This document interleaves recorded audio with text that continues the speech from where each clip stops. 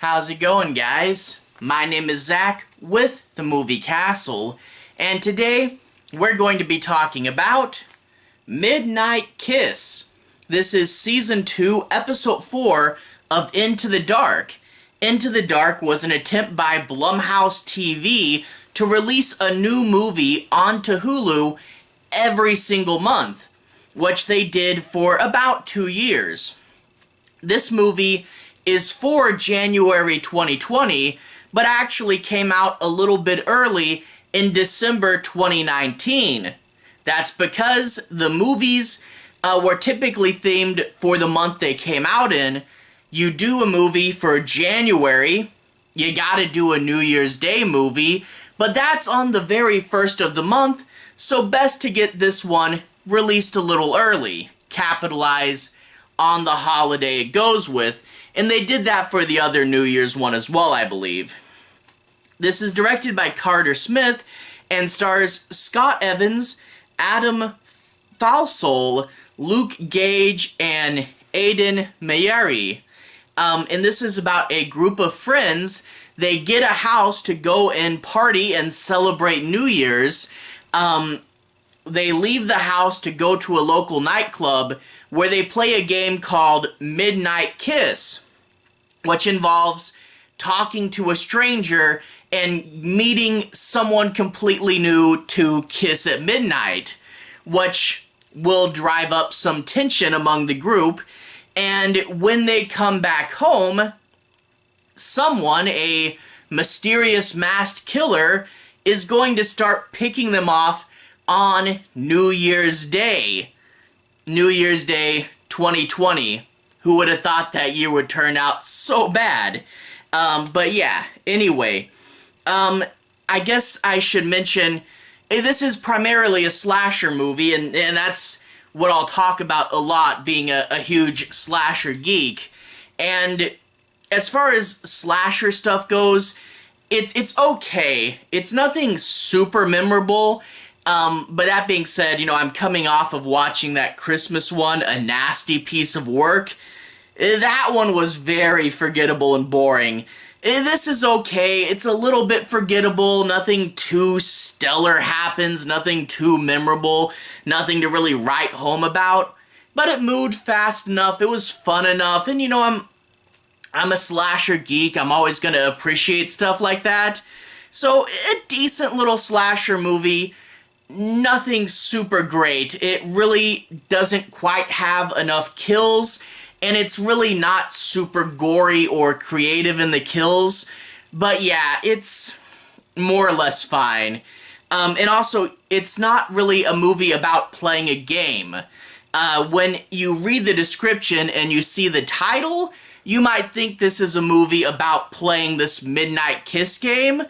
But it really isn't. It really is more a slasher, so it's not really Uncanny Annie. Don't think Uncanny Annie. It's very, very different than that.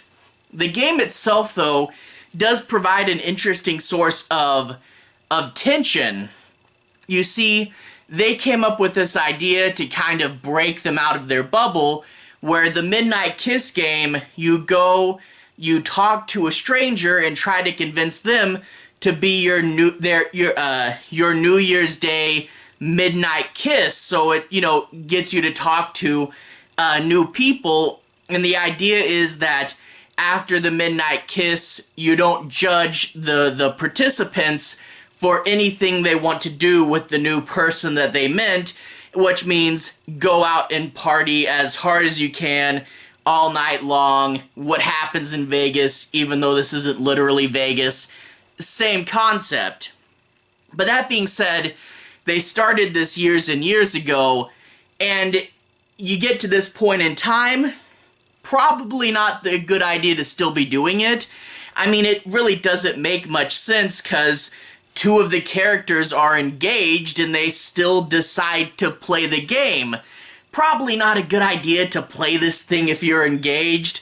Also, most of the characters are gay in this movie, and there's the one straight girl best friend, and she keeps talking about how she most years will lose the game because there's not really anyone for her there, And yeah, I don't know, maybe you'll luck out and find a bisexual at the nightclub, but yeah, she talks about how regularly New Year's Day doesn't pan out for her. And yeah, you really, I don't know, you need to think of something for her. I don't know what she's supposed to do in this situation. But anyway, the slasher movie concept. Like I said, I'm a slasher geek, and this is going to be where I do most of the analysis. It kind of actually reminds me of a lot of the earlier 80s slashers, kind of before the formula was established. And this is primarily two reasons: mystery killer and relationship drama early on.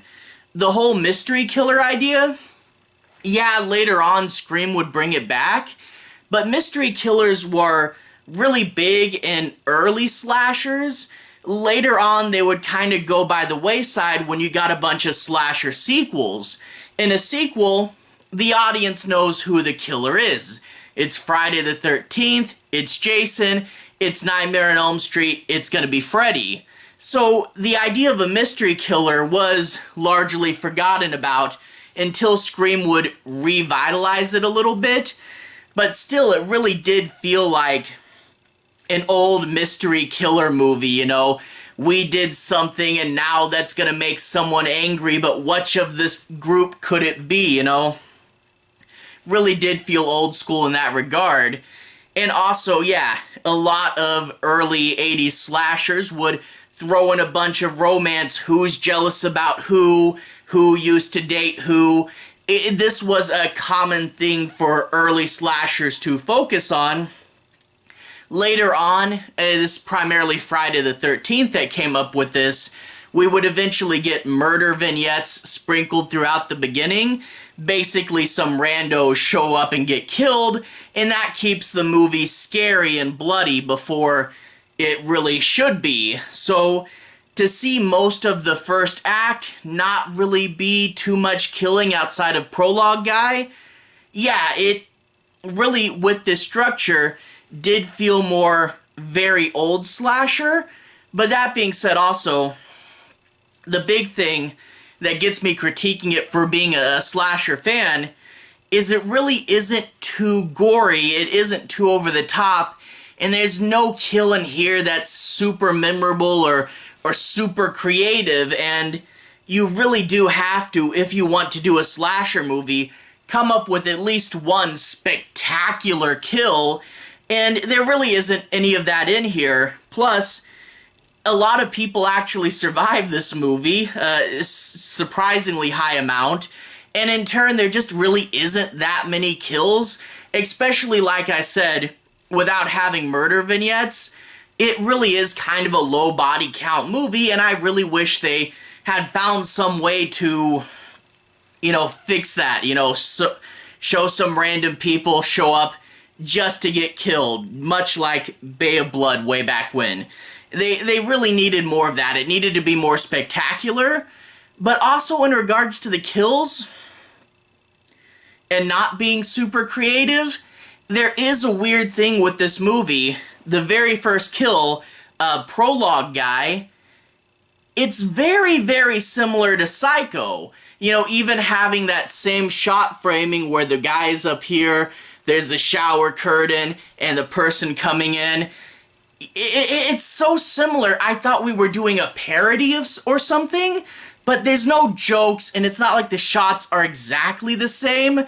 It's close enough to make me wonder if it's an intentional callback, if it's supposed to be a parody. It's close enough to make me go, okay, why are we doing Psycho right now? But then they just play it off like it's just a regular part of the movie, and I'm like, that wasn't a joke? Why did we just do Psycho? And then later on, there's like a strangulation kill that reminded me a whole lot of the plastic bag kill from Black Christmas. And there's a kill with a wine bottle down someone's throat. I know I've seen that before. I can't remember, but I'm pretty sure I've seen a wine bottle down a throat before.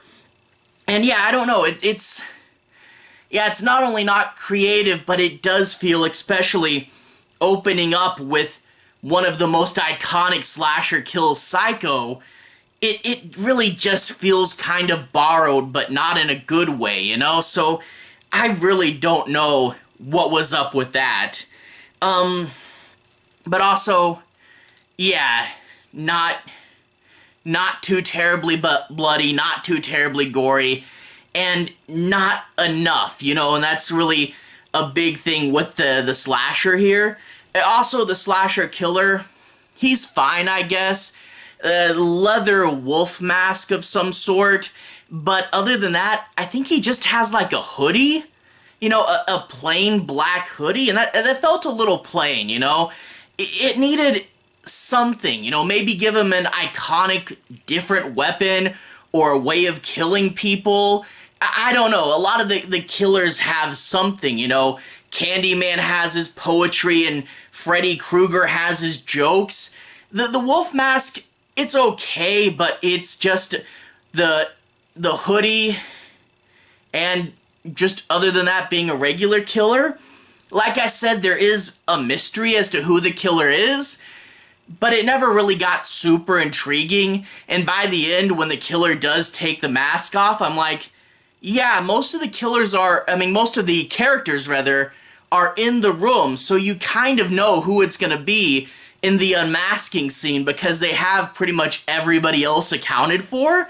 They do a twist, which actually works out pretty well, but it doesn't really save the mystery. It was kind of an interesting thing, but still not quite working. One more thing, though, that we do have to talk about when we talk about this movie is this is a gay movie. Most of the characters in here are gay people. You do have the straight girl best friend.